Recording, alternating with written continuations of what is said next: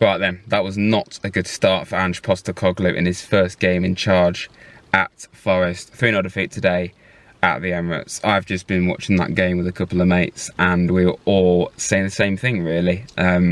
It's all what we kind of expected to happen. I think losing to Arsenal, we can't really say that that's a shock. Get your thoughts in the comments on that game, everyone. I'd love to hear what you've got to say. It's probably what I'm saying everybody else say. It's nothing too much that we're shocked about. Losing to Arsenal is nothing to be ashamed of, but the manner in which we lost, I don't think we can be too defensive of that. It was a really poor performance, I think, and I know Andrew's only had one training session or 2 training sessions. He's not even had the whole squad available.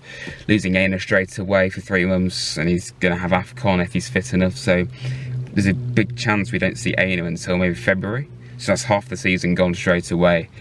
And that worries me for the Europa League squad because we don't even have Zinchenko registered right now, and hopefully we can change that, but that's another subject. The game, 3-0, all 3 goals I think were avoidable. Zubimendi, a defensive midfielder, scoring twice. The first goal is outstanding if we're being honest, but probably could have closed him down a bit better, really.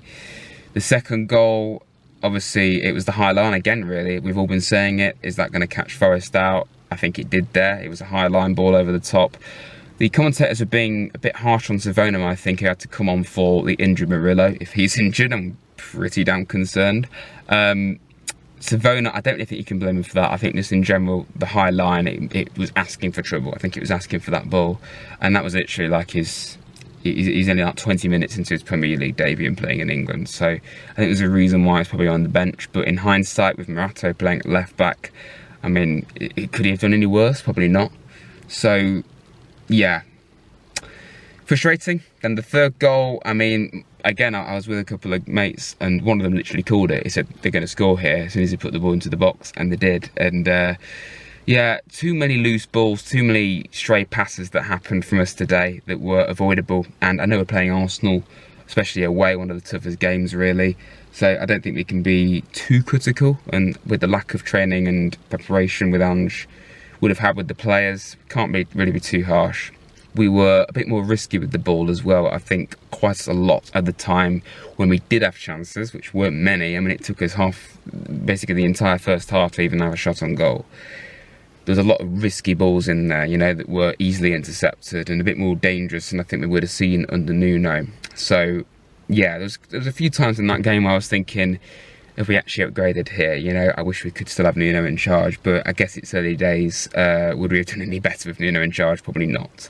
But with Ange, I think immediately he's on the downer, really, because of how his time went at Spurs. I think because of that, everyone knows how he plays. Everyone, especially having got rid of somebody that we all liked in Nuno, it's like he's got to hit the ground running. And I don't think it's not really fair to expect that, or whether it's even possible, and especially with a lot of new players who are also trying to get into the club. There's a lot of new faces, a lot of new change that's got to, you know, be integrated. And then when you add a new manager into that, who is immediately being judged more than normal because of their time with their previous club not going well, and then seemingly his refusal to play a different way, I mean, yeah, you're immediately on the downer there. So Ange, I think, is under a lot of pressure to hit the ground running, but again, that doesn't really happen in football.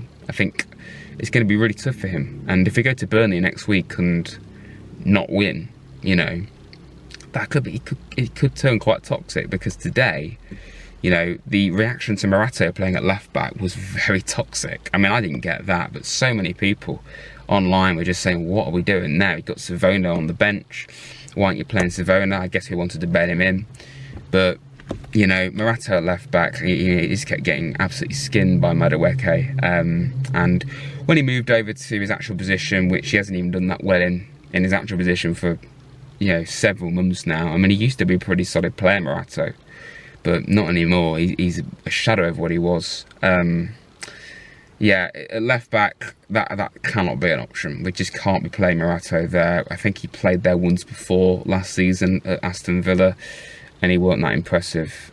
Playing centre-halves at full-back, I remember we played near Carte at Villa as well before, and that didn't end well. I'm just not a fan of it unless they've regularly played there in their career. So, yeah, Big learning curve, a lot to learn for Ange from that performance. He needs to learn to adapt a bit, but I just don't see it.